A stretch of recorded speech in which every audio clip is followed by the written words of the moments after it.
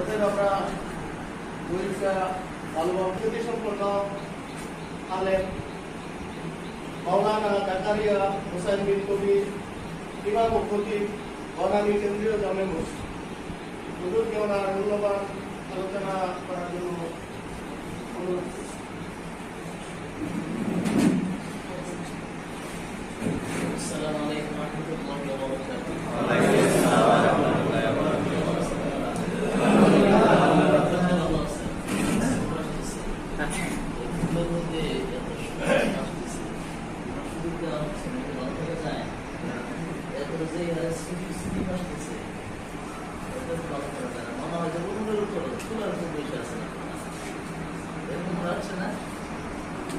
শুরু করবো তার আগে আপনাদেরকে সূরা তাওবার দুটি আয়াত শোনান।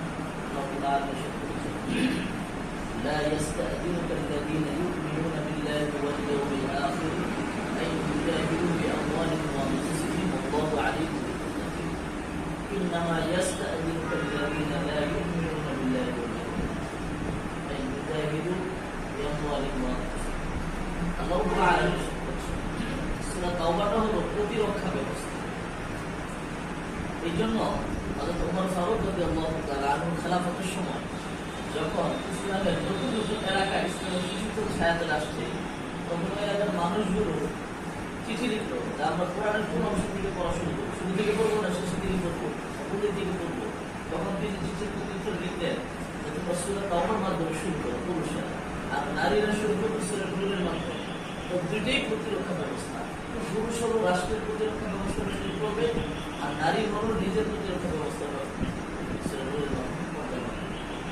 এই জায়গায় এসে ওই যে আয়াত কারিমা আপনাদের সামনে তেলাওয়াত করলাম, সেটা ইনশাআল্লাহ রাব্বুল আলামিন বলছেন যে লা ইস্তাযিনুকা আল্লাযীনা ইউমিনুনা বিল্লাহি ওয়াল ইয়াউমিল আখির, যারা পরকালে বিশ্বাসী, আল্লাহ এবং পরকালে যারা বিশ্বাসী, এই মানুষগুলো আমরা বিভিন্ন অজুহাত পেশ করি না, ওজোর পেশ করি না, সমস্যা পেশ করি না। তো আপনি কতক্ষণ কোন জায়গায় কতটুকু আপনি অজুহাত পেশ করতে পারবেন, কতটুকু পারবেন না, এটার মানদণ্ড কে দিবে?